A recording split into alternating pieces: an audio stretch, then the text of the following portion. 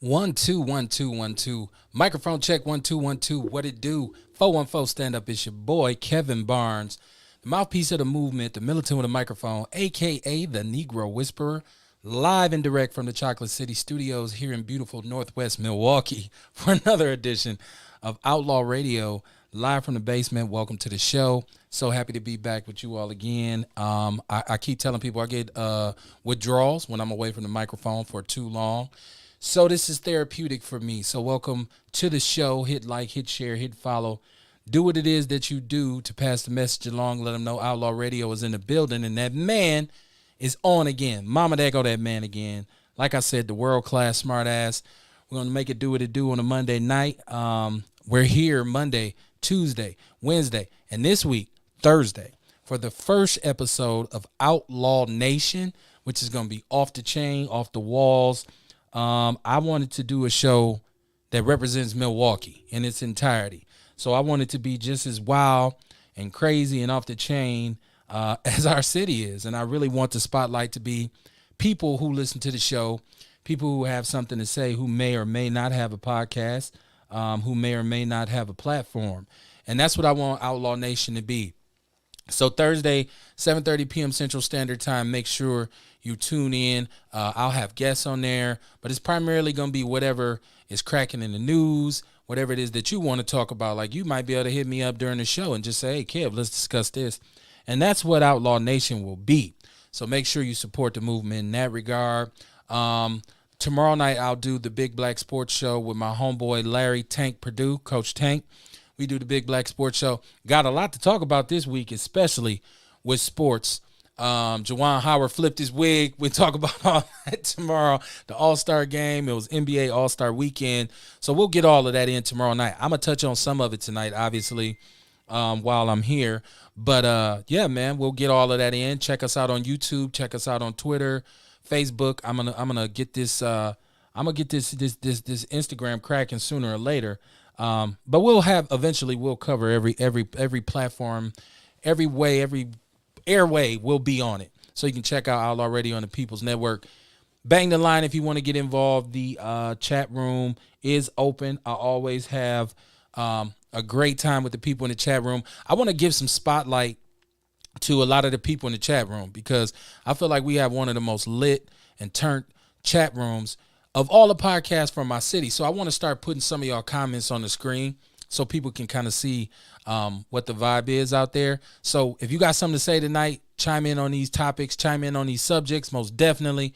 Mr. Carter will be here pretty soon. I don't know if Courtney will be in. If she can, she'll get in, but we're going to do Outlaw Radio. It is what it is. Okay. I said that to say, once again, support the movement. We're trying to establish a multimedia center, and I want it to be a community-based situation where we can take all the things that I know and all the things that other people know that can be useful to the community. We want to create a situation where it's right there for them. So people who are not computer literate, people who don't know how to tune into the internet to get the news or set up an account so they can get a job or check on all that kind of stuff, everything that's electronic and sonic. We're trying to do that. So hit us up, man. Support that Cash App. That's why the Cash App is there. Is because I really, like I said, hold on. I want to establish something for the community.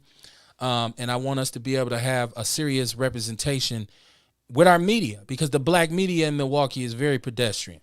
And I'm putting it nicely when I say pedestrian. So hit that Cash App. Make some donations. It don't matter, 5, 10s, 2s, fews. Make it do what it do. Like I said, we gotta do for us, man. And it ain't nothing else happening unless we do for us. Now I do have my partner here with me. Let me handle his mic because he's live from the Taste. Everybody doing? What's going on, bro? Radio. We walk down, we walk, and we talk that talk. And I am a black woman, black man's brother. He's a good healer, ghetto witch doctor. Your holistic health wellness coach, Mr. Kamar Collins. Peace, y'all. Now you down at Meatless Mondays, right? So y'all got it cracking down there again tonight. What's on the menu? We got loaded baked potatoes down here today. I got loaded baked potatoes. We got dip. We got that famous dip down here for them. What else? We got cheese and all that supplements. they start earning a supplement. Yeah, I know we. Education down here, education is down here. If you don't know, now you know. We education on 35th Capital. Kamar, they're saying you got an echo. Kamar is live, so Kamar is live, so his audio he is sometimes it's hard to hear. But he's live from the Taste on 35th and Capitol. So if you are out and about and you want to get some good vegan food, he said loaded baked potatoes is what they have on the menu tonight. Let's see. I don't know. We gotta.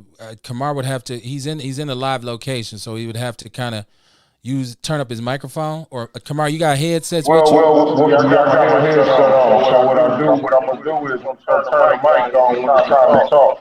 Okay. I just because people out there want to hear what you got to say, so they mad like it's me. Like Kamar got a damn echo. Fix it. I don't know. Maybe if I turn the volume down, maybe that will help. I don't know. Most of the time, if you're not using headphones, you get an echo. But you live on location. Y'all let me know how Kamar sounds.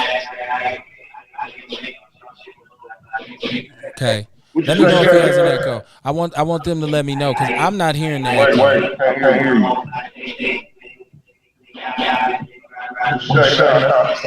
I said I'm not hearing the echo, so it would have to be the people who are tuning in because I can't hear the echo. I can hear the background in my earpiece. Okay, yeah, I don't know what it said it's still there. Let me try something once. Kind of stuff that happens when you go live. Sorry about that,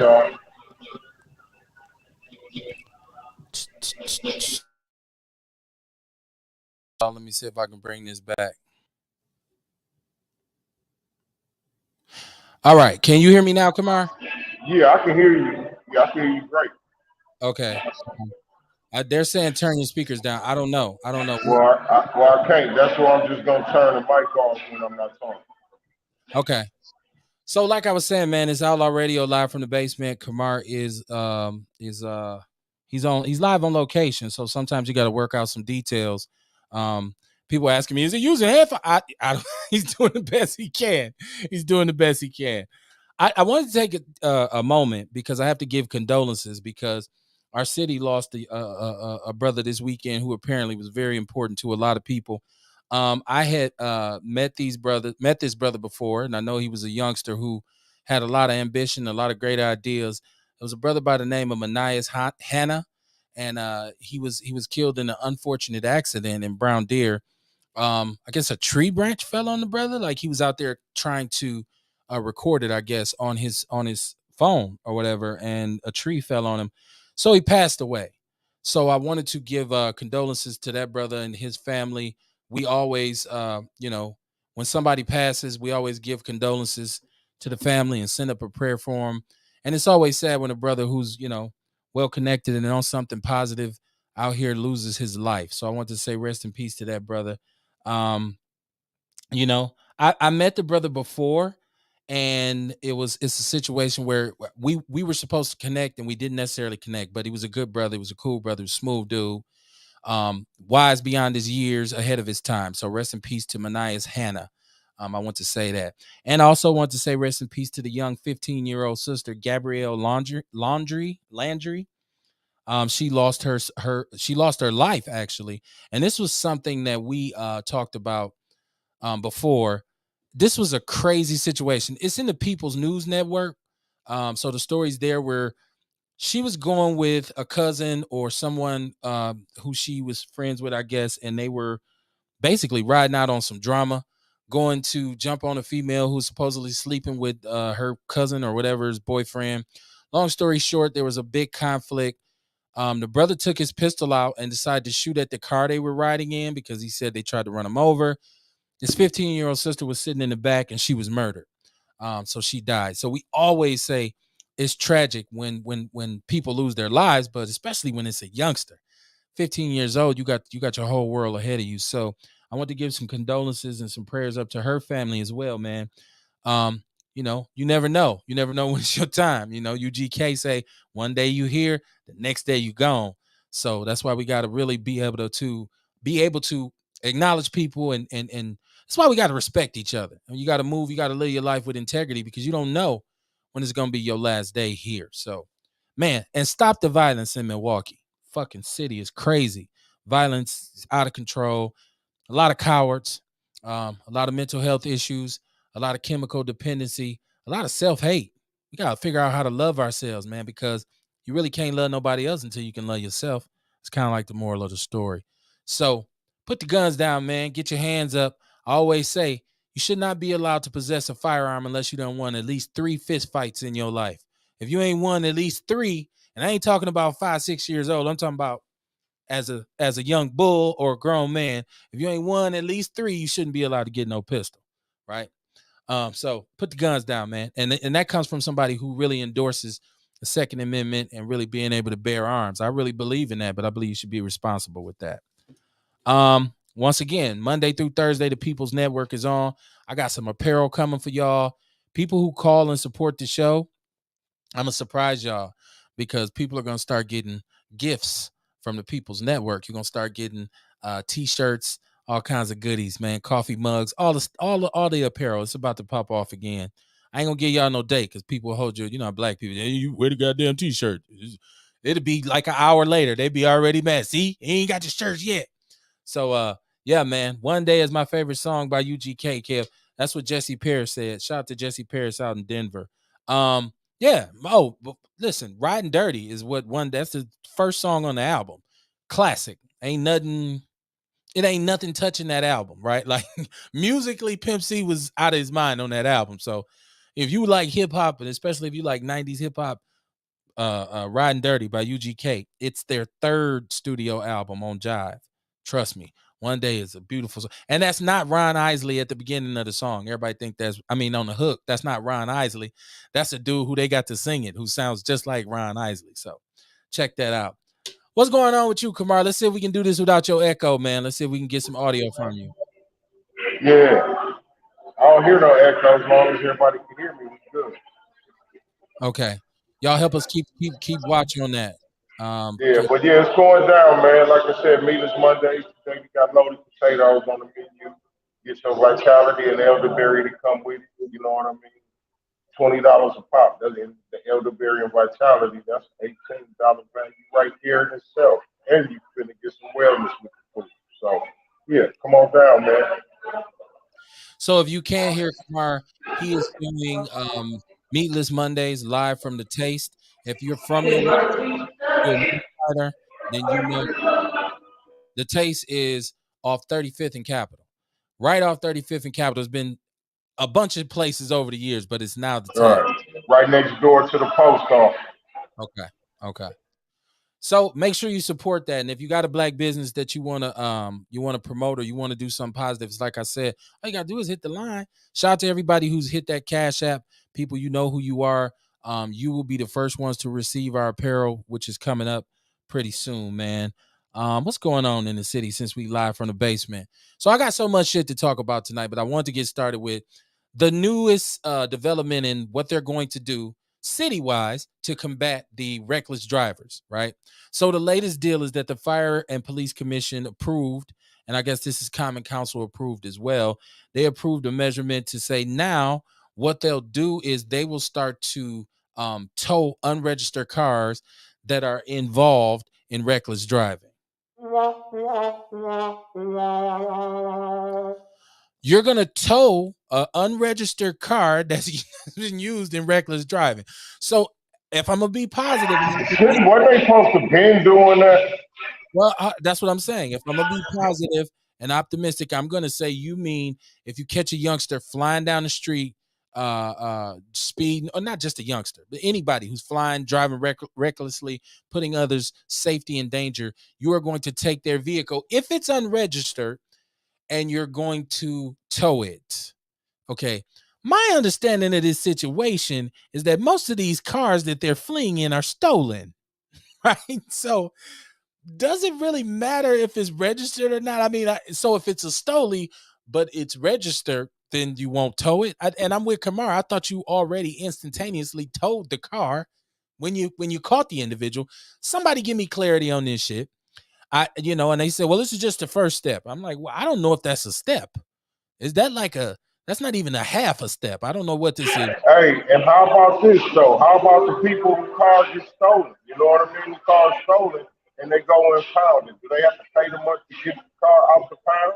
How would that work? Somebody who has experienced this chime in, and this is a good time for you to really understand how interactive the show is. So if you've gone through this, hit us up and let us know what the procedure is. I'm with Kamar. If your car is stolen, do they impound it? And the city impound here is what, $75 a day or something like that. If your car is sitting down there, normally it's something like that. So normally, when people get their cars towed here for overnight parking, which is a whole other a crazy situation, you got to hurry up and go to the impound and get it because it's going to cost you so much per day.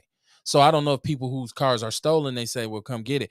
Years and years ago, when I had a car that was stolen, they actually called us and told us where the car was. So we went and got the cars. Like whoever stole my car ran out of gas, and it's in the parking lot at Capitol Court.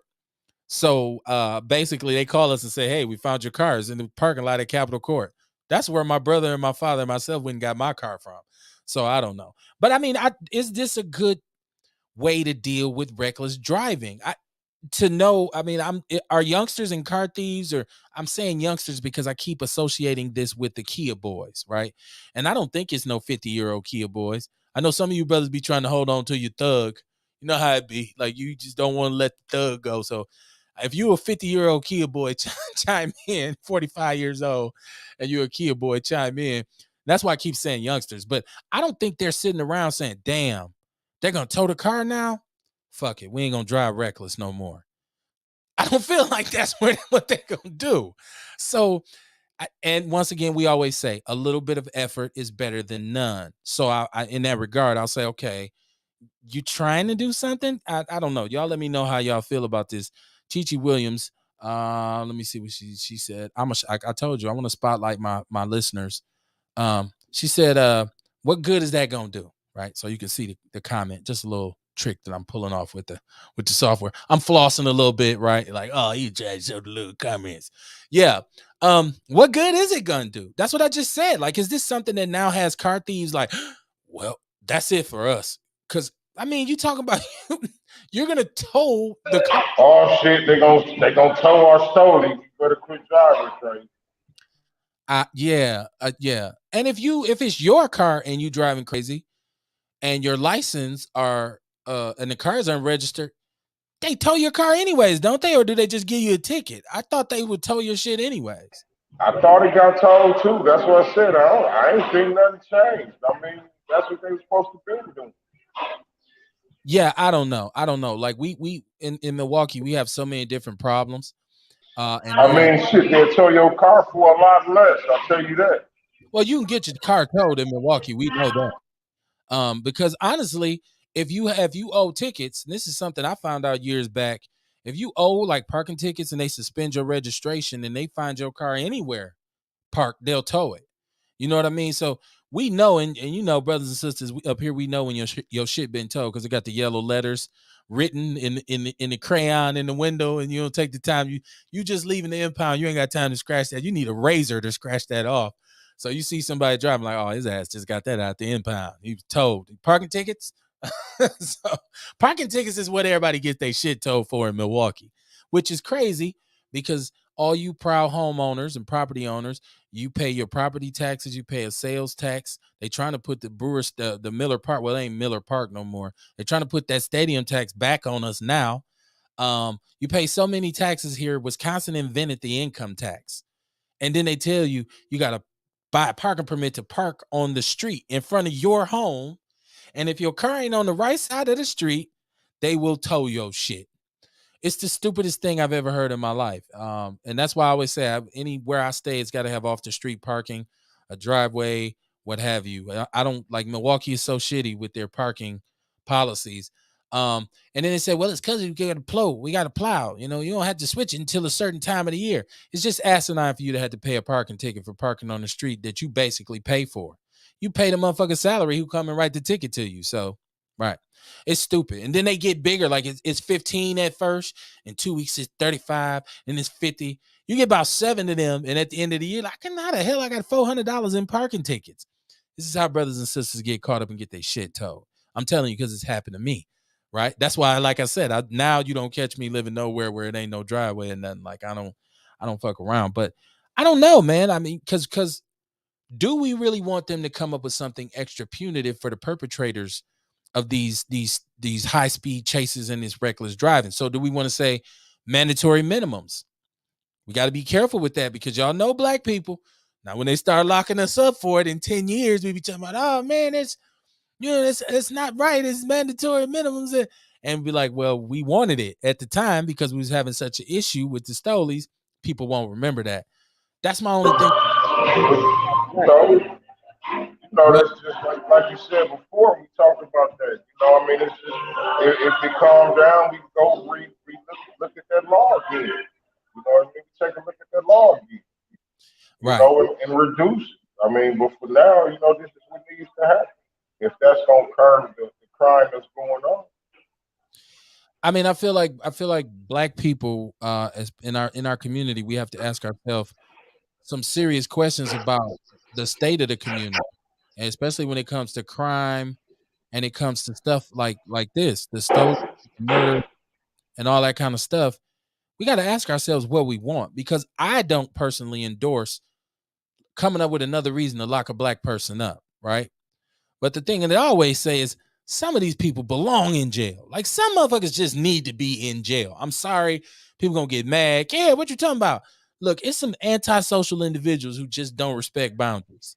It's Man, like look, I don't care what color you is. If you do wrong, if you break the law, I don't care what color you is. If you're doing wrong, you breaking the law, you causing harm to the community, you need to go to jail till you figure it out. Fix right. yourself. That's it. Yeah, I mean, once again, sometimes people you need a new situation. So maybe you need to be removed from a situation and just get a fresh start. And if jail is that, because listen, some brothers just won't learn. Like, it takes a hard lesson, and it doesn't have to be jail, whatever it might be. It takes, I got some brothers and some cats who I'm really is real love, is real family, and you just back in the days, just wow, just crazy, and we was all on some like, don't nobody give a fuck, right? And it took for them to go away and do some time, and now when you see them, they cool, calm, collective, tight, handling all their business, responsible. And when you talk to them, you say, look, one thing about me is I ain't got no more time to get them folks. I'm not going back. So, but it took that lesson for them, because before it happened, I mean, it's like, damn, that boy crazy as hell. So I'm just saying, if we want to deal with some difficult situations, we got to make some difficult decisions. Um, if we really want to straighten our community out, even in terms of bringing opportunity to our community. And I said that to say, if we were to create some job opportunities, if we were to build or get something constructed here that will provide jobs, we got to go work the jobs. The one thing we can't do is allow the jobs to be given to the people in the suburbs, because then that's the same old shit we've been dealing with. We have to get proactive and get up and get down there and work the jobs, and that organization has to commit to hiring minorities, right? So, like I said, we have to make some tough decisions. That's what this next mayor, whoever it is going to find out quick as hell. It's some tough decisions to be made in Milwaukee, right? And it's like, what you going to do about it? Yeah, you want the job, but this is not the easiest job that you're going to come by. Because I think right now we can't really afford 20 more years of a Barrett type regime, right? Like, to me, this city is already teetering on coming to pieces. So this is why it's so important right now that we need to get it in our vocabulary in Milwaukee. Change. We just need to start saying that word every day. Change. And I know that's Barack Obama shit, right? But I'm saying we need to bring it back. That needs to be what everybody in Milwaukee is constantly saying. Change. We need change. That's what we need. We need change of leadership. We need a change in our culture in this city. We need a change in our mentality. Notice I'm saying we, right? I ain't just talking about y'all, because I ain't shit either, right? I mean, in the grand scheme of things, I hate when people try to give a speech and act like they such a, you ain't everything, you ain't all perfect either. right? Like, so I'm just saying, we have to make some tough decisions, man. Monetarily with our money, and this is one that I'm learning too. You got to make tough decisions with your money. Saving and stacking and investing and getting your credit right takes a lot of discipline. So you got to make some tough decisions. Do I need some more gators? Do I need another ring? Do I need another, should I have this hairstyle or that hairstyle for sisters? Because sisters get their hair done. Brothers get, and now a haircut starting to cost damn near as much as a perm. Shit, I might as well let my shit grow out. Right? Just get the hot irons. Like, yeah.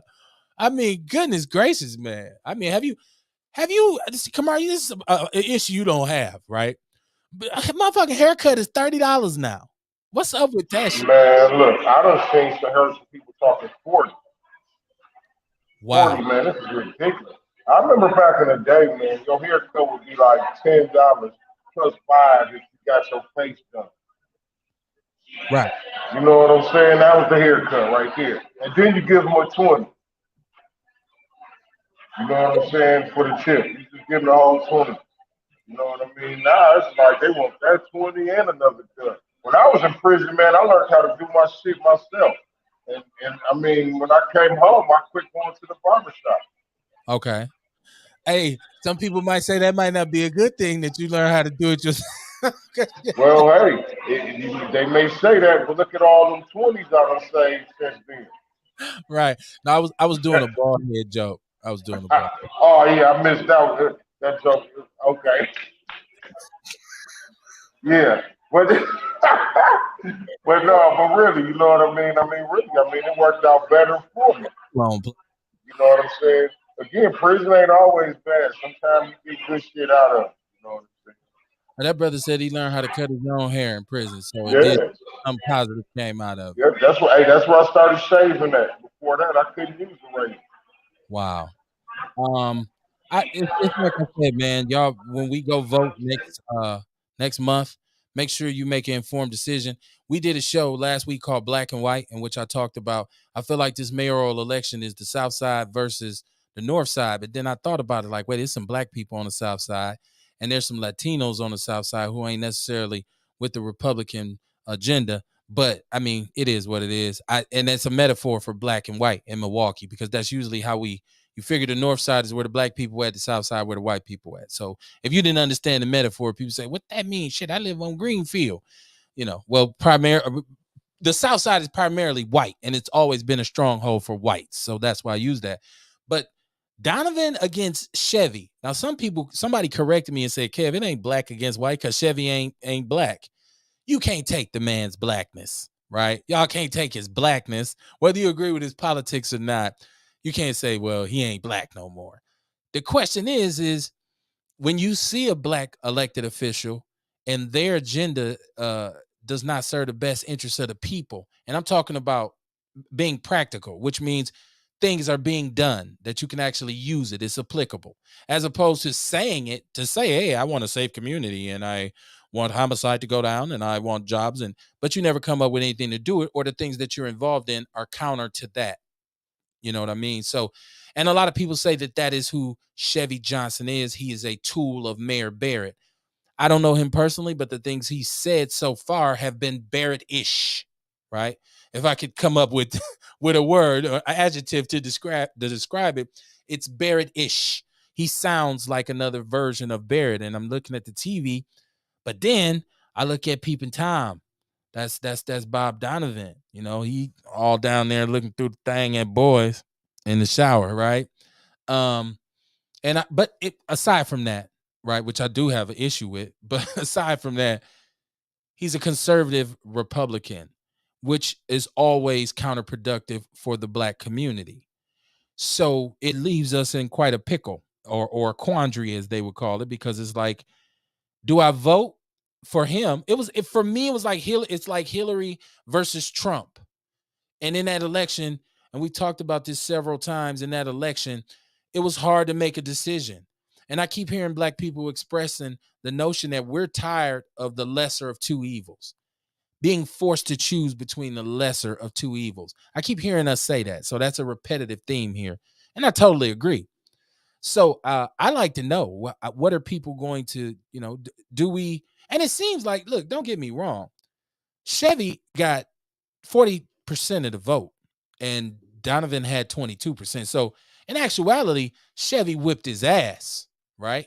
But you never know what trick will be pulled out the hat. I'm old enough to remember when Marvin Pratt was the city's first black acting mayor. And I don't know, but people thought he would win it. Like they thought it was a given. But this brother went to a couple churches on the north side. I don't know what he did on the south side. I don't know how but he messed around and Barrett jumped in there and he lost. But they did put some drama out on him before. Like he ain't even paid his water bill. Like it was all kinds of dirt coming out on I'm not lying. It was all kinds of dirt coming out on Marvin Pratt at that time. So, with I remember that. yeah, with the results of this, I don't know if they're going to pull a rabbit out of hat this time, because now the South Side might say, "Oh shit, Bob got a chance." So 22% voter turnout that we had last time, we got to get that up a little bit, and that includes myself. Like I'm putting the responsibility on me too. But like people say, can you vote for Chevy? Like I don't know. Now I know Kamar. I know you have a specific, or as black people say, a Pacific opinion of Chevy. You have black people be like, "Let me be Pacific." No, I want you to be specific. Well, look, I tell you this. I'd rather see him in office than a peeping Tom, Okay. a Okay. predator. You know what I mean? I'd rather see him in office than a predator. Okay. Okay. Okay. Hey, I ain't mad at you. I mean, he's and people, please don't think that I'm making this up. This is And I say that because also I know in 2 years, what I mean, we can get rid of him too. there you go. There you go. And that's probably the best point is that this is a special election because of the way Barrett left. So we're actually going to be voting on a new mayor in 2 years. And that's why I was telling my people, let's not throw the baby out with the bathwater here with Chevy right away. Okay. This black man, let him get in there, see what he's going to do. Because the one thing about it is you always have a nigga moment. I don't care who you are, politician, teacher, I don't care who you are. You think, oh, white folks are my friends. They love me. I'm so nice. I'm so affable. I'm a gentleman. And you say the wrong thing, zig when you should have zagged. You see, Whoopi didn't even say nothing really directly about Jews. She just talked about something that was relevant to Jews. Like, that wasn't even. She didn't say Jews was bad or nothing like that. She just said, "Oh, that shit wasn't based on race." Has she gone back to work yet? Whoopi been laid off like a motherfucker. I don't know if she went back to work. I hadn't even checked on that, right? But I do know the last I did see was they ratings was way down since she was off. Okay. I think that's dope too. Well, I mean, I don't know that black people were watching The View. Well, I ain't saying it's because of black people to stop watching. I'm just saying it's because of her. Oh, okay. I see what you're saying. You know what I mean? It's just her not being there. I mean, it dropped their rating. Yeah, I've for a long time though I've looked at The View like it's been garbage anyway. Like I've never, and that's my opinion of it. So people's are, oh yeah, but I'm one of them dudes where a lot of the stuff that's popular, I don't like it. So, I always tell people how much I hated Boys to Men back in the days, and everybody's like, "Really? You didn't like Boys to Men?" Like people be like, "That's the worst shit in the world." Like, what kind of niggas you ain't like Boys to Men? No, I thought the shit was garbage. I feel that way about the Wendy Williams show. I feel that way about The View. All those morning talk shows with a bunch of white ladies going back and forth and trying to dictate what's what in this country. None of that works for me. This is why I would rather us do us. This is why I'd rather do my own show because I don't Right. want to hear. That's for them anyway. You know what I mean? They views, their opinions, that's for them. You know what I'm saying? That's they crowd watching the show. You know what I'm saying? That's you're exactly right too. That's why we got to get this popping off right. You know what I mean? 'Cause we got to give our narrative. Oh yeah, oh yeah, no doubt, no doubt. It is all about controlling the narrative, and that's what we want to do with the People's Network. That's what we do with Outlaw Radio. That's why I do the Big Black Sports Show. And like I said, because in Milwaukee, I feel like our mainstream media is fugazi. Like and I say a lot of times it's really Chitlin circuit, and that's not that's not an individual diss on any or on anybody that's involved. I'm saying that when I say chitlin circuit, meaning they have it marginalized, right? So you have the Journal or Sentinel, which is the major newspaper, and then you have the television stations. And if you look at the news broadcast, they're sprinkled with a little color here and there. It's a black person on this one, and you be surprised, like, oh, when they get the black dude doing it, and he be outside on the worst fucking blizzard days trying to report from the courtroom, talking about, as you can see, Bob, it's a little snowy out here. His ass don't never see the inside of the studio. They could at least let you sit in the van or something. God damn. But so, and then the outlets that we do have, they never get a taste of the mainstream shit, right? Now, don't get me wrong. We got V100, which is owned by iHeartRadio. But let's be honest. Let's be honest about the music that V100 plays, right? Okay, so it's cultural homogenization. I do understand that. I understand that. I'm not that hasn't missed me, but that leaves WNOV, that leaves our Courier, our WGLBs, which are voices for our people. It leaves them marginalized. They don't get consideration like Fox does, Fox 6 or WTMJ or even Channel 58. It came along slowly. For a minute, Channel 58 was a little hood. They was, riding up on mopeds and shit with their camera. They didn't have the vans and all that at first. 58 used to be like, man, did he just get off the bus with the camera? But our black media here is marginalized, and I just want to change that. That's why we do what we do. And I always say this, when it comes to black people, everybody's talking about us, but nobody's talking to us, especially with black men. I see so much shit online about black men, and I be sitting there thinking, like, ain't nobody never even asked me that. As a black man, nobody's ever even asked me that, but they put it on the internet and say, this is black men, do this, do that. I'm like, and I ain't never even done that shit either. So once again, people talk about us, they don't talk to us. Very important to talk to us so you can get the right answer. You had something you wanted to put in there, brother? No, man, I was doing something trying to fix my screen. Okay. So I didn't even catch the ending of what you was saying, man. I was just straightening my screen, and then the screen got straight right when. Yeah, we got to get you a crew. We got to get you a crew to go out with set you up and shit. Your mobile is the suspect right now. I couldn't hear you. You was breaking up. I know. I know you couldn't hear me. I was talking shit about your setup, your mobile setup. I got to get some different. What I got to do, man. Some good. Yeah, Probably got to get the headphones like you got. Yeah, we'll chop it up. We'll get it together. I ain't worried about it. We all good. If people got a problem with it, they need to either hit the Cash App or they need to go down to Meatless Mondays and get it plated so we can have the money to upgrade our equipment, right? So what else is going on? Oh, if you are a person who still goes out, once again, and I'm a little bit past this now because I'm not really a night light dude, like trying to be out at the bar and all that shit no more. But Mr. J's, which is a staple in our community and has been for a very long time, and it's supposedly a place where the grown and sexy can go.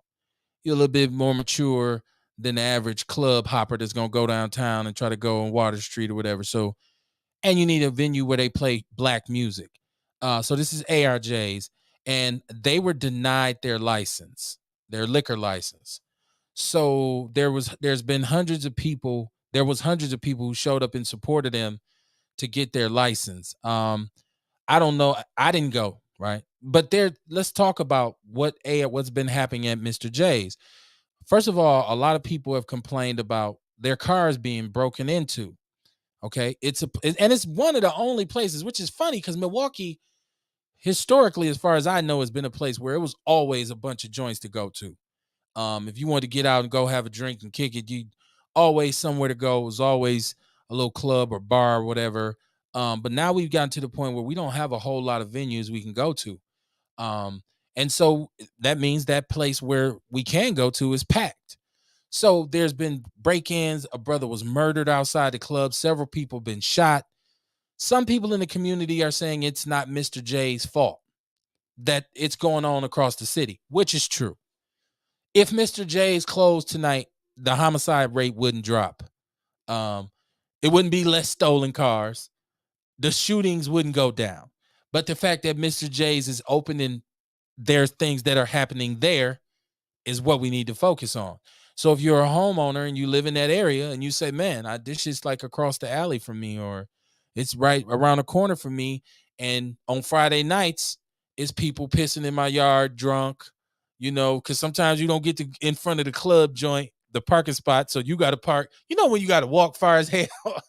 Now the club over, everybody drunk, you're going back to the car, you loud, you rude, you boisterous, cats turning their music up, people saying I want this shit closed. um, so I don't know where everybody is on should Mr. J's be allowed to continue to operate. For me, anytime there's murder at your joint, I think we got to take a look at what's going on. I'm not saying close it down, because you really can't control what's on the outside. You can only control what's on the inside, right? So I don't know. Y'all let me know. I've been in there before. We've been in there. We used to go in there. I haven't been out in some years. So I don't know. I've heard about a lot of the problems they have. And of course, I'm on Facebook on Saturday morning and people was on there like, shit, I was at Mr. J. They bust my damn windows. So the car thieves have been coming. Kamar, are you familiar with this? That have you ever been in Mr. J's? Okay. Yeah, I've been there a while back, man. You know, I don't get out much like that no more. But Right. I mean, I think the establishment should share some of that responsibility. You know Okay. what I mean? Okay, because see, you're part of the community. People from that community is coming, so you think it's your job to help try to make it safe.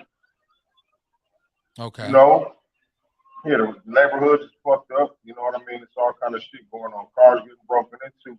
Well, they probably need to have security out there You know what? instead of just at the door.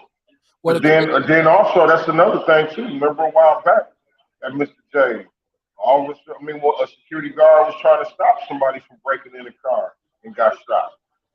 right. So I mean, even still, man, I think you gotta be able to blame some of that on the establishment.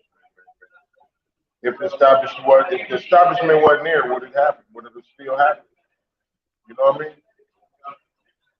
Well, also, okay, so look at it like this too. The only reason I don't jump down every time somebody get killed at some sort of business is because if you got a gas station and it gets robbed and somebody gets killed, do they close you down? If there's a shootout in your parking lot, and now sometimes they do, depending on if you one of those places where it's a spot where everybody go to meet me in the parking lot at the gas station. One of them gas stations where you just that's where you tell the cast of people to meet you at. And you you get your shit off in a parking lot. Sometimes they'll come down on you, but there's a gas station in my old neighborhood on Green Bay and Cornell, and so many people have been murdered at that gas station, but it's still popping. It's still going down. So I'm saying if it doesn't happen inside ARJs, should they be closed down, or should any joint be closed down if it's something that happens outside your doors? Now, that's the question that I'm asking. Well, I mean, I don't know. Maybe I don't think you should say shut down right away. You know what I mean? You got to give them an opportunity to clean it up. You Right. know, like okay, maybe threatening a liquor license. Right. And then I asked a question about, are we ever really going to be able to have somewhere where you can go and have a good time? Like, see, this is the thing. You know, we always say we want to have somewhere to go. People say, ain't nowhere to go. It's bored up here. Somebody tries to open a business, invest thousands of dollars into this location. I'm open this bar and I'm going to, serve drinks and I'm going to play music and people going to be able to come here and party and have a good time. It almost never lasts in Milwaukee. I cannot think of any really shaking spot that was going down, especially when rap music involved, where somebody didn't get their shit split, or laid out in the parking lot, or a lot of cases inside the joint. And you say, damn. Now the solution is that I used to say this. That's why I go out around like to places where older people go, and I'd be like, that's why I party with old people. But old people clown too when they get drunk. Don't go alcohol. If you drunk, it's gonna be somebody that's gonna act a fool. Old people would fuck around, pull out a razor on your ass and shit. I cut you, motherfucker. Or they, get one of them hit the other one upside the head with a bottle. They do the same thing. But why is that? Like, but even with white clubs, it ain't just black. White dudes down. Some of the biggest fist fights you gonna see is gonna be on Water and Brady when it's warm outside. Them white college kids. So I don't want them to act like it's just hip hop clubs. Cause they asked me out there drunk, fighting all in the street, falling off the bridge, jumping in the water, and found his ass the next day in the river and shit. Yeah, man, woo! And jumping the Milwaukee River. That shit's super polluted. You don't know what's in that damn river. You remember a couple years ago they had some mysterious shit just like floating in the rivers, like green foam and like slime, and they never did really explain what this shit was. It's like, what's this in the river? Oh, don't worry about it. No, I'm concerned. It was like a monster and shit Yeah, floating. they swept that shit right under the rug, man. Didn't they? Didn't they though? They swept Right? it under the rug. They never did say what it was. Right. Yeah, man, that's crazy. But yeah, I feel like in other cities, even here in Milwaukee, there needs to be something passed. And here's something for Common Council to look at, because they concern themselves with taking people's license and shutting people's businesses down, right? Instead of coming up with some measurements or some measures, not measurements, but measures to combat the situation. Like, why won't they allow off-duty officers or even on duty police? Why can't you park a car? You see a club, you know where the concentration of people is at. If the police just parked a squad there, like, I'm gonna make sure when and you know what time the bars close. The bar closes at 2:30. Why is there not an officer sitting there when you come out automatically? Just preventative medicine, right? Oh, you can't do that. Why? Um, why is there no, like, one time I went out in the Twin Cities, and I was surprised because when I got to the door of the club, there was sheriffs at the door of the club, actual sheriffs, like they was uniformed up, and I'm like, damn, somebody get hurt or something. And my partner was like, nah, that's just what they do up here. Like, wow, why don't they do that shit in Milwaukee? And I said that because the sheriffs patrol the highways and what, the zoo and the parks, right? The park is closed at 2:30 in the morning. Why is there no deputies that are designated to say, okay, I know MPD, that's not your jurisdiction. That's why you got to learn how to work together. You work for the people, right? So it's dumb. It's almost like they want somebody to get fucked up sometimes. And I'm if I'm driving down the street and cars is flying past me doing 90 and 80 and one wheel up off the ground and doing the cats hanging all out. How many times you ever been in traffic and a car flew by you, people hanging all out of it, somebody sitting on top of the car? I'm talking about some summer shit in Milwaukee, right? Like, this is summertime in Milwaukee. And it ain't a cop in sight. But your ass come out and you just a week past getting your tickets, I mean your stickers updated on your place, and his ass will pull you over.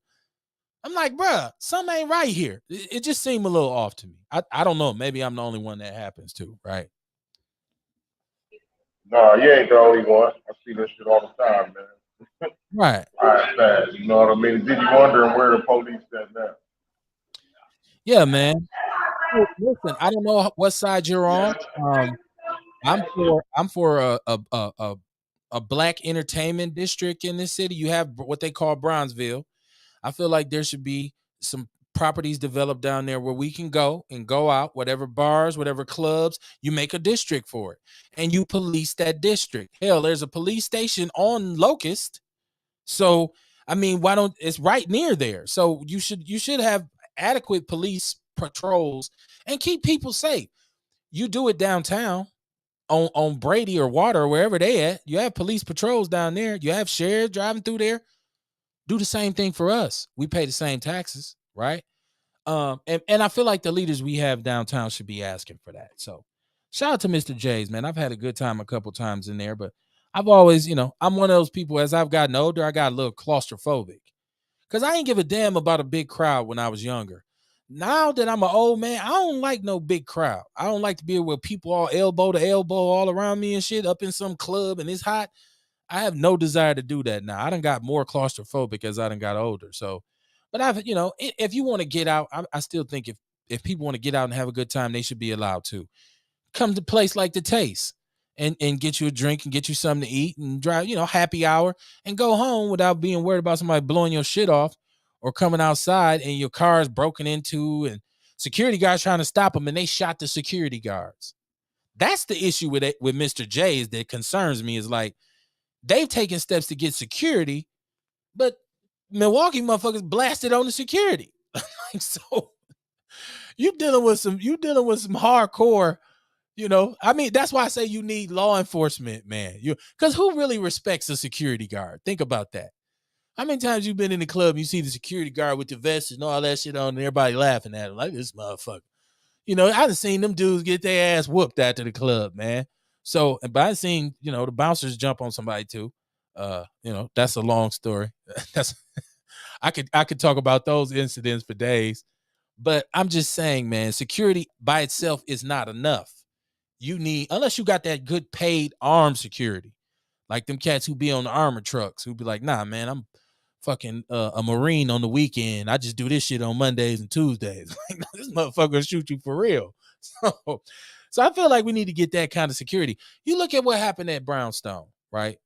The Brownstone Lounge, social lounge, where the sister who works there was murdered. Rest in peace to her. Condolences to her family. Because somebody was at the door and he was going back and forth with security because they wouldn't let him in. Bah, bah, bah, bah. It's like, damn. When we got that kind of element that's in our city, you really can't blame. Well, you can, because some club owners will serve underage people. They'll do all kinds of crazy shit. They be selling dope all out the back door. They need to be regulated, but I just don't think all of this is within their control. So y'all let me know how y'all feel about that. I guess the proof will be in the pudding. It'll be one less black business that's open, because Mr. J's is a black business that was started by a brother who was known for the nightlife, right? Like, what's his name? Gene? Was that his name? Well, I can't remember his name. I know he had a bunch of clubs. I can't hear you either, Kamar. No, I said it's not Gene. Gene did Gene's name, It's different. Okay. separate club, and all that. Okay. I think Mr. J, I think his name is Arnett. Arliss Jones. Artist, yeah, artist. Because I remember Artist. days back in the days, like that brother had clubs in the city for 50 years. Yep. ARJ, Artist Jones. Yeah, rest in peace to him too. Yeah. So He knew how to get a club and hold it down right. Mr. Days went sour after he passed. You know what I'm saying? He used to be up on watching who came in his club. Like, he was strict with them. Like, you can only get in ARJs if you know how to step. You got your stepping clothes on. You come in there, you step. Ain't no twerking. Ain't no holding the wall up. Ain't none of that. Ain't no buying bottles. You know what I mean? If you was buying a bottle, you was buying a bottle and going to sit down somewhere. You know what I'm saying? But yeah, he knew how to run a club. yeah, he was a important figure in black business here in Milwaukee, and a lot of people knew and loved him, and a lot of people trusted him. So whenever he opened something, like you said, people knew it was going to be operated correctly, so they went. But we got to figure this out now. Something else I want y'all to pay attention to. You see what happened in France, right? Another associate of Epstein, of Epstein, the king of the traffickers, Jean-Luc Brunel, 76 years old, said allegedly is alleged to have basically trafficked thousands of young women for Epstein. Um, he hung himself. They found him hanging in the jail cell. Um, Now Epstein has killed himself. This is another one. I told you all when we had the lady, Epstein's girlfriend. As long as she was giving her testimony and she said she was going to, Julianne Maxwell, she said she was going to start giving up names, because there's these John Does that are alleged and people don't know who they are. But here's another associate of Epstein who kills himself. I keep saying I want to know the power figures that are involved in the sex trafficking, because there's some power players here, some rich people, some people of tremendous influence. Now I'm watching this Playboy, this special on Playboy, and it's all the things that Hugh Hefner did wrong, like the evils of the Playboy empire, right? You got a Hugh Hefner from the 50s to the 2000s, 50 years of straight legalized pimping, and just debauchery, right? But I'm seeing all of these accusations being made against him now, saying he was involved in drug trafficking, he was involved in sex trafficking, and they're making all these accusations. But the one thing about Hugh Hefner is he has such an airtight circle and so much influence and so much power, they can never even get close to him. So I'm watching his ex girlfriends, and they're on there and they're talking because this dude 4 5 girls at once. The girls are talking and they're saying, "Well, Hugh and I did drugs, and I know he did drugs because he did them with me, and he turned me into a mule." Hef, nobody calls him Hugh, by the way. Hef, I know Hef did drugs, and because I went with him and I was a drug addict. You lived in the Playboy Mansion for 6 years, 7 years as his girlfriend.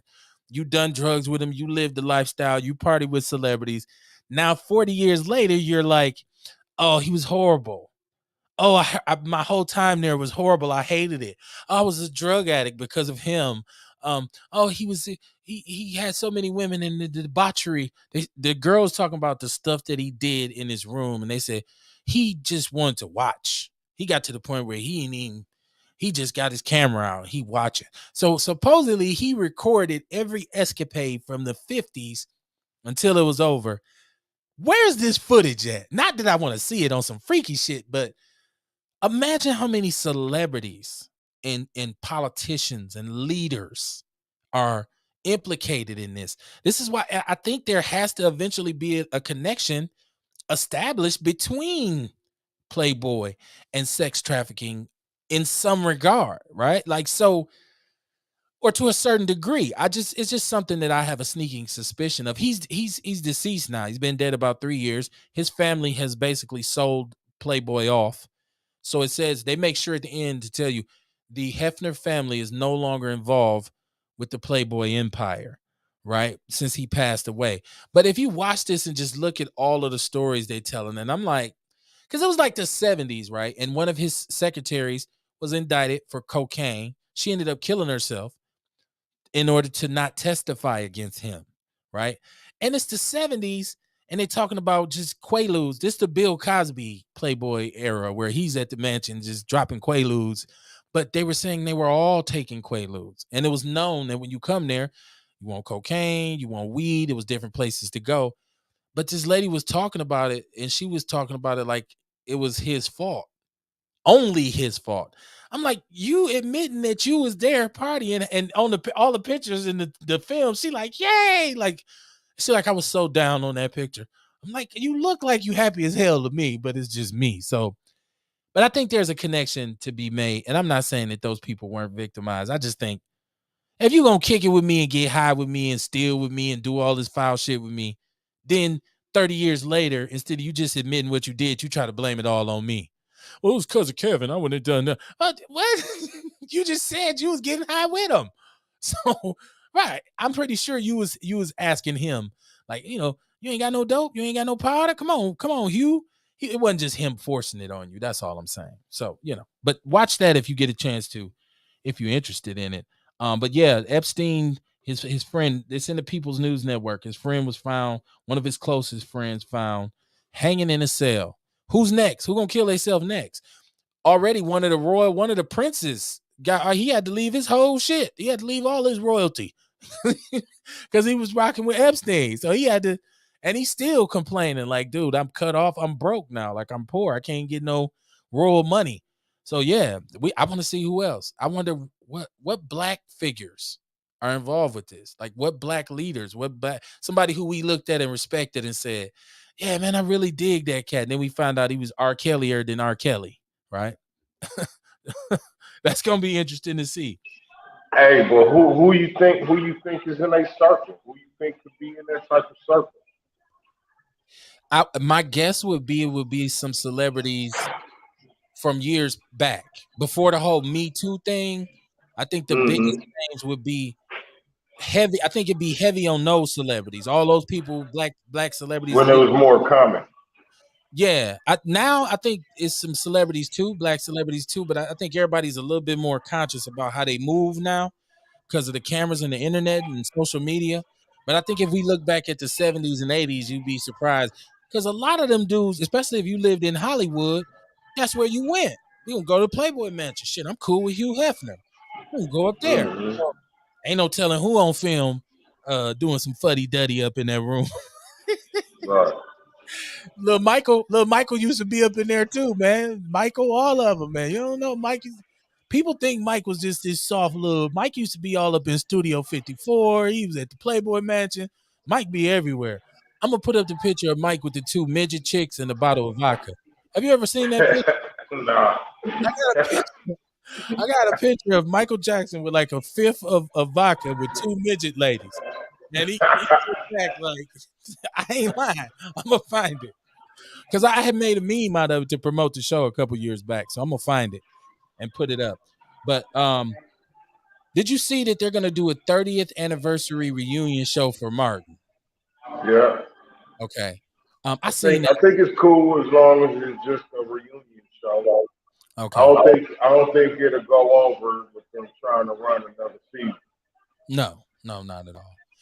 Yeah, is Martin still funny? I like the last stand up I seen. That's right. That's the thing. Why I said I don't think it'll go for a full season. I don't know, man. You know what? If they put some of the young That comedians in, maybe. yeah, but that type of humor was funny back then. Man, look, It ain't as funny no more. I still laugh at this shit. Like, I don't know. People say that. I'm still cracking up at a lot of Martins. Like, it's still, to me, it's the funniest black TV show. Well, besides the Chappelle show. Yeah, yeah. Besides the Chappelle show. I think the Chappelle show is the funniest black show we've ever.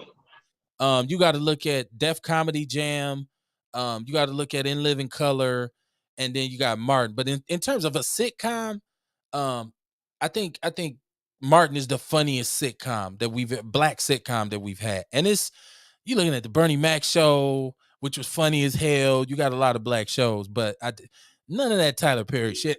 But I'm not gonna lie, Meet the Browns, the first one was funny back in the days. It's not real funny to me now, but I don't know, man. I seen Martin's last stand up. I was like, I'm not really amused. Chris Tucker, his last stand up, I was like, even Kevin Hart, his last one, I was kind of like, damn, what happened? You know, why y'all now? If you see somebody like Cedric the Entertainer, Cedric is still funny as hell. I believe Chris Tucker would still be funny, even though they get enough money, they don't start doing it. But it'll be interesting to see what the premise of the show is. We talking reunion show, so are they just gonna get together and look back at the episodes, or are they gonna do like where are they now type shit with the cast? I don't know. I don't know, man. I think it probably would be like I don't know, man. Maybe looking back at it probably would be a better idea for them. Looking back at the different episodes and shit like that, their favorite episodes. And I'm surprised that you talking about Martin ain't funny no more. You can't tell me you don't still laugh at the players' ball. You don't Well, laugh. I mean, yeah, I still laugh at Martin. I'm just saying, like with the people that's alive now, that's of age now, I don't think that same comedy will fly. Some of it. We live in a different time. We live in a different day, right? Yeah, some of it, you know That's what I mean. But and like you say, me and you from that era, so yeah, it's funny as shit though. right. I wanted young, but it's on TV all the time, so somebody gotta be watching it. Listen, when I watch Right, Martin with Tommy Hearns or with Varnell Hill or like some of those episodes with the dog when they stole his CD player, that's just funny forever. I don't care right. what nobody say. Some of them I look at and be like, that's not funny now. Like, you know what I mean? But come on, man. When he fight the little raccoon on Chilligan's Mhm. Island and all that, man, it was a lot. It's a lot of funny Martins, man. Still, I'm Hey, I've been watching a lot of Sanford and Son. Like wow, Sanford and Son. that's still funny, man. Like the shit they used to get away with saying, like faggot, all that shit. Like Yeah, they yeah, let that shit fly. You know what I mean? And it was hilarious. yeah. Now you say faggot on your show gonna get canceled. You say faggot in your house, somehow your shit get canceled. You be like, damn, how the fuck they even know I said it? But I remember a Sanford and Son where Fred Sanford went into the courtroom and the first thing he said was, "Look at all these niggas." I was like, "What? Yeah. Look at all these niggas." Um, I tell you what else is coming back too. Yo MTV Raps is coming back. Uh, Yeah. yeah. So I guess they're supposedly gonna bring Yo MTV Raps back, and the host will be conceded from Nick Cannon's Wildin' Out and DJ Diamond Cuts, who's a female DJ who's been on a lot of different stuff. One thing, you know, you don't see videos no more like that. So I don't know what they're gonna be doing. You don't really see videos like that, like because nobody cares about, you know. I got you. Oh yeah, they making them, man. They be on YouTube. You know, that's the way artists work now. They just make songs and videos, put them out there. Whatever hit. You know what I mean? You really got to go look for them. Like a lot of videos, I don't catch either. I just catch on the homebook. Well, I guess I'm saying you don't see them, meaning they're not as famous as they once were. Like, because back in the days when a song had a video, it was a big deal. You'd be like, man, you see the video for, so you be like, damn, you got a video for that shit. Like, so it was, you know, big. That's why I remember rushing home to watch Rap City on BET and Yo MTV Raps. Like, because I wanted to see all the latest Hey, video. you think that might be because that was the new thing back then? Like the Yeah, videos, seeing the entertainers for the first time. You know what I mean? Now it's like social media. They all over social media, so it ain't no big deal no more to catch the video. right. And that's what I mean. That's what I'm saying. Videos ain't a big deal. So No, they ain't.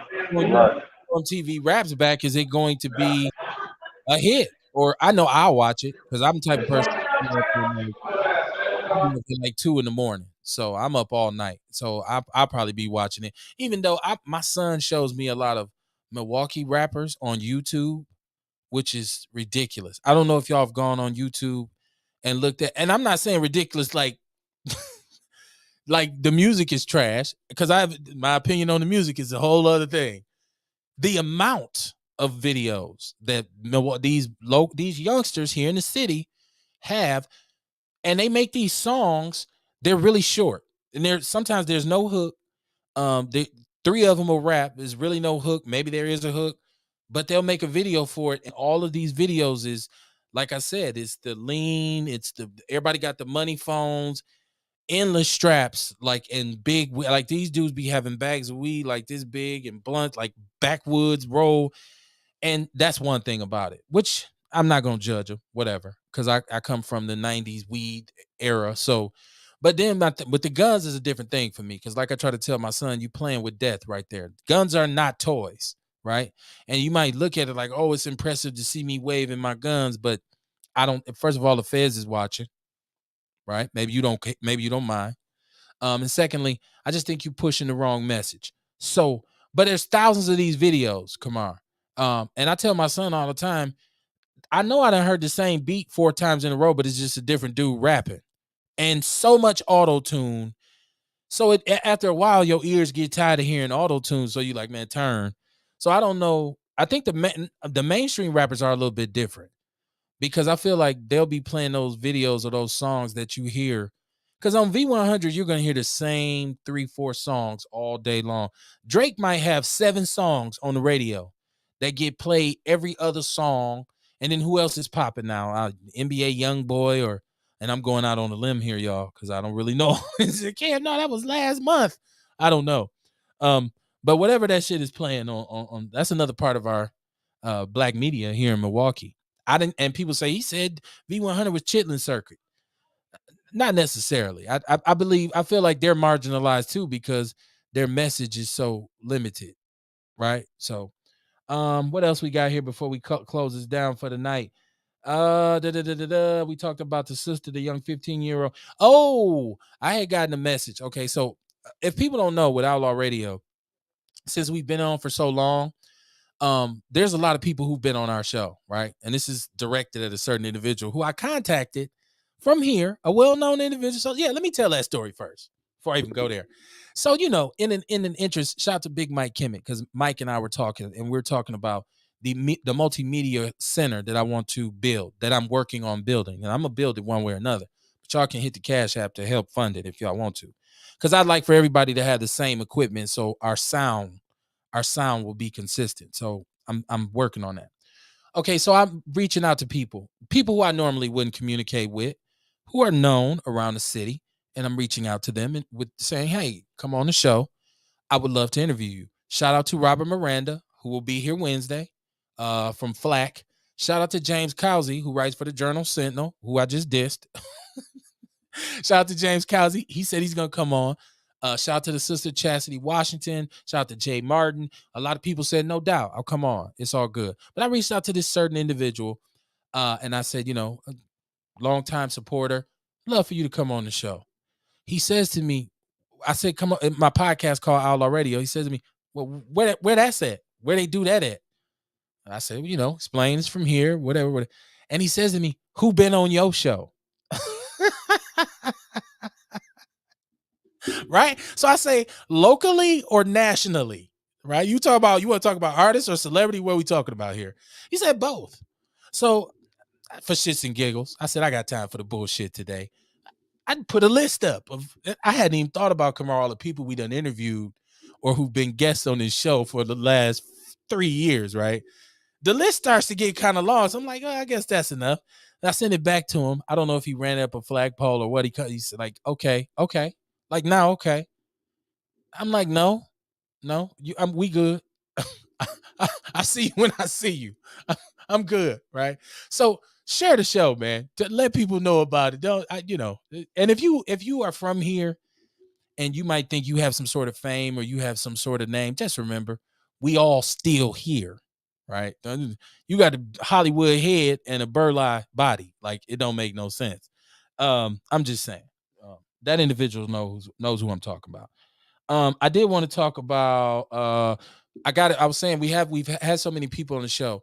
A lot of times I get inside information on what's going on downtown politically with things that are going on in the city. So I had gotten some information saying that there will be a press conference downtown today because Alderman Bob Bauman, I want to say, was found to be in a bad way in terms of corruption with some city funds. And supposedly there will be an announcement at this press conference of our sitting mayor's involvement in covering this up. Let me read it from the message I got. It says there'll be a press conference at City Hall tomorrow at 10 a.m. to discuss the cost that the Alderman Bauman has cost the city and the illegal act that Bauman has committed and efforts to cover them up by interim mayor Johnson due to his own involvement. And this individual said, I hope to see you there with other media. So this is kind of the stuff we're going to be moving on in the future when there's a press conference like that. But keep a close eye out on this. They did have the press conference and some accusations were made. It's in the People's News Network. Chevy, I know he ain't, or Cavalier, whatever. It's Chevy, right? Not Cavalier. We always say Cavalier because he a little big dude. But come on, man, you can't be in some corruption before you can get in the office, bruh. Come on now. We got to keep an eye on this shit. I also want to give I don't do donkey of the day, but I do hold on player. I do hold on player, and hold on player is kind of reserved for somebody who has done or said something stupid, right? And this week, and I haven't really spoken on this brother because he's a youngster and I stay out of young folks' business, but this rapper, the baby, right? Him and his guys. Now this dude has millions of dollars, right? He sold millions of records. He's the latest hip hop thug. Hip hop got to come up with a thug. That's the dude who's getting in the most trouble at the time. So him and his guys decided they're gonna jump on his baby mama's brother at a bowling alley. But this is 2022. Everybody got their phone out. It's cameras everywhere. You're a millionaire. You got on all this jewelry. And y'all jump on this dude. Oh, they all down the aisle. They slipping. The bowling alley, the lanes are slippery. They falling all trying to jump on him. So this dude gets his ass whooped and he goes back and he says, you know what? I'm about to sue you. And the baby was mad. Hold on, player. You was the first one to throw a punch. He throws the first punch. He said he was talking shit to me. You have millions of dollars. You are a celebrity. Everybody has their phone out, whatever, and you threw a punch, and I guess you think this man's gonna come back and try to fight you again, and you have millions of dollars. Ain't the sensible thing to do would be to sue your ass? Wouldn't you have known that, Kamar, if you a celebrity? Like, I'm not finna, and it's on tape. It's on video where he's a thug. He take off on the dude first, and then his guys, the the sidekicks jump on him. And Hey, you know, a lot of the time, man, when the motherfucker gets so much money, you start feeling untouchable and shit. And I think that may have happened a little bit. well, I don't know. This brother killed the dude in Walmart before he was even sold. So if y'all don't know about the baby, the dude, I guess he said the dude tried to rob him. It was justified, but he gunned the cat down in front of his little. Well, he was with his baby girl in Walmart. So apparently he's one of these dudes who really about it. I know once again, which is always funny with rappers, they always little bitty dudes. Like you see rappers on TV, you be thinking they like 6'5". Like even with DMX, how DMX sounded and how you see him on TV, you think DMX was 6'4". DMX is like 5'6". like, like what the hell? Like Cat Williams is like 5 feet tall, you know. But celebrities are short, man. Normally they're really short, little bitty dudes, and that's why I guess the game said, um, you know, he scares rappers because he's like 6'4", 240 pounds. So now you seen the All Star game, Kamar? He's looking around. He's at Meatless Mondays. Did you see the All Star game? You didn't see it? Okay. Nah, man, you know what? I'm gonna tell you, I didn't even know it was All Star Weekend. Somehow I missed all that. Oh, you But working too? you know what I did hear the dunk contest was whack. The dunk contest was suspect this year. It was. That's what I heard. It was. And of course, y'all can tune in tomorrow night on the Big Black Sports Show because you know we're gonna talk about it. But I think the problem is that they were trying to do some tough dunks. They were trying to because the bar set high, but they were missing. They just kept having attempts over and over and over, and they were missing. And then once you missed that special one that you had, now you got to just throw one up. Um, and it was really like the dudes who are the best dunkers, like Ja Morant. He wasn't even in it, right? Like so Ja and a bunch of the other big time dunkers, they wasn't in it. They focused on the game. Um, the entertainment part is what I was looking at the most. And now you see this picture now with Michael Jordan with Mary J. Blige, and they talking about Jordan had his hand on Mary J. Blige's butt. Like people are so crazy, man.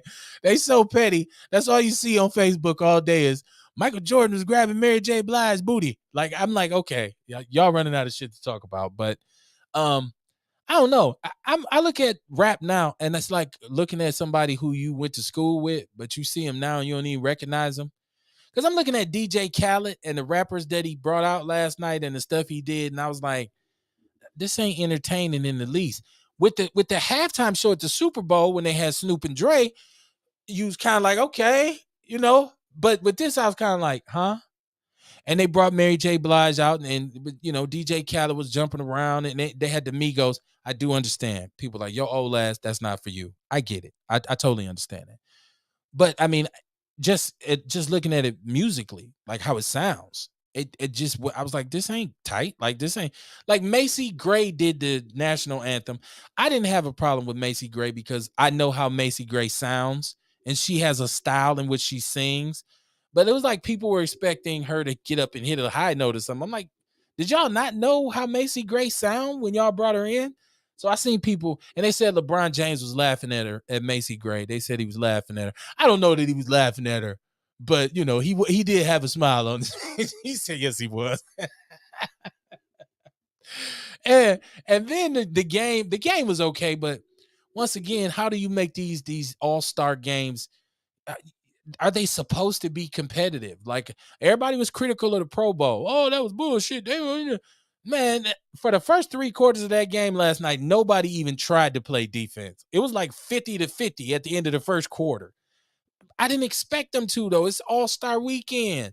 It's time to, let loose and enjoy your riches. I'm like, so I don't know. I watched. Man, you know, I'd rather see the way it used to be. You know, years ago when we was growing up, the Pro Bowl, the best players they come to play their best game. You know what I'm saying? All the rules wasn't in there. You know what I mean? You can't hit the quarterback. Wasn't none of that. You know what I mean? And even in basketball, they was playing hard back then, really trying to win. It ain't the same no more, man. I mean, when I see the best players come to play, I mean, the purpose for that is to see who's the best of the best. You know what I'm saying? That's the purpose for playing the game with all the best players. To see how they size up against each other. But they done took all that away from the game now. Now it's just about who's in the game. You know what, Kamar? I would agree with you that back in the days, it seemed like maybe when those individuals went to the Pro Bowl or went to the All Star game, they did play harder. But you know why? It's because they made less money, so they needed that bonus, right? It was important for me to get this little 10. These dudes now, it's like, dude, I make $30 million a year. You said I give you $10,000 bonus for the All Star game. You like, yeah, go buy a sock or something with that shit, right? Like so, that bonus. I tell you what, watch how hard they play in the playoffs because the bonus is bigger, right? They're gonna play much harder in the playoffs. And I don't. Should they have to go hard? You said you remember that with fondness, and you'd like to see that again. Do you really want your favorite player to go out there and break his arm or tear his knee up in the Pro Bowl, and then he's out for the regular season? I don't know if you'd be like, man, he shouldn't even been out there. So I don't know. Football is tough, but basketball, I pretty much they was Steph Curry had 50 points. He scored 23. He scored like 18 3-pointers. Like he was shooting from outside the stadium and the shit was going in. Like it was crazy. Like Steph Curry, ridiculous. Make sure y'all tune in for the Big Black Sports Show tomorrow night. Um, so we can do the lowdown on the sports. And then we'll be back here on Wednesday night for Outlaw Radio. Kamar will be live from his lab. Sound will be a little bit better. But y'all got to understand, Kamar is doing his event and we want to promote that event. And if you got an event that you want to call from and you live from there, we'll hold you down on Outlaw Radio because we support black businesses. But Wednesday we'll be back, and then Thursday will be the first episode of Outlaw Nation. And we just want to get a little crazy, man, and just I just really want Black Milwaukee to show their ass, right? Like because this is on YouTube and this is on Facebook and Twitter. I want people to look at this feed on YouTube and say, God damn, they crazy as hell in Milwaukee. That's what I want them to say. Because I want people to call in and we're gonna talk about whatever's going on. It could be pop culture, it could be whatever, political, whatever, because we're multifaceted here on Outlaw Radio. Kamar, you're there until 9, correct? Okay, can people still get an order in if they want to hit your line, or how do they get in touch with you to get an order in if they catching us on the late? I said, just hit me 414-949-2122. Okay, That's you got all you got to do. got anybody you want to shout out? Well, yeah, shout out to the family up here with me. Shout out to the usual suspects. You know what I mean? Honeybee Shades, Cookie Chocolate, Co-op, the High Frequency Chef, Tasha James, is down here with me this Monday. Control C, Tyson Gossett, and Crystal Ship, who always hold Outlaw Radio down. Always. The usual suspects. All right, man. And once again, I want to say rest in peace to the brother Manias. Good journey, my brother and the sister, and anybody who's lost their life in Milwaukee, especially. I mean, people say my auntie died. Rest in peace to your auntie, whoever. But if you were lost your life over some crazy, like some violence, I really want to send a prayer for you. I think we need to figure out how to get our community back on track, but it's going to take all of us. So it can't be only the educated people or only the people with money or only the gangsters in the street or only the grassroots activists or only the elected officials. It has to be everybody. It has to be all of us in order to get this thing done, man. So like I say, hit like, hit share, hit follow, share the show if you catch it live. If you don't, you can still comment. Hit that Cash App. Shout out to everybody who's hit the Cash App. The apparel is coming soon. Hoodies, t-shirts. We still got hats that need to be embroidered. Kamar, so much going on. And I seen the Sherman Phoenix has they have an executive director. And I had her interview is in the People's News Network. We potentially may still have our mayoral forum. We got a location. We're just waiting on the word from the candidates. So if we can lock this down, we'll do this with these candidates, myself and Chris Johnson and some other individuals who you'll find out, and yourself too, Kamar, right? Like so. But we got a location, so we're just waiting on the candidates to agree to a time and a date, and then I'll announce it on here. We had said we wanted to do a mayoral forum, but we want to do it after the primaries were over. So we got this location. We really want to bring these candidates out in front of the community and have the community ask the questions that they want to ask them. And we want to do some moderation and really see what issues that whatever individual who wins this for these next 2 years is going to try to implement in Milwaukee to change it for the better, man.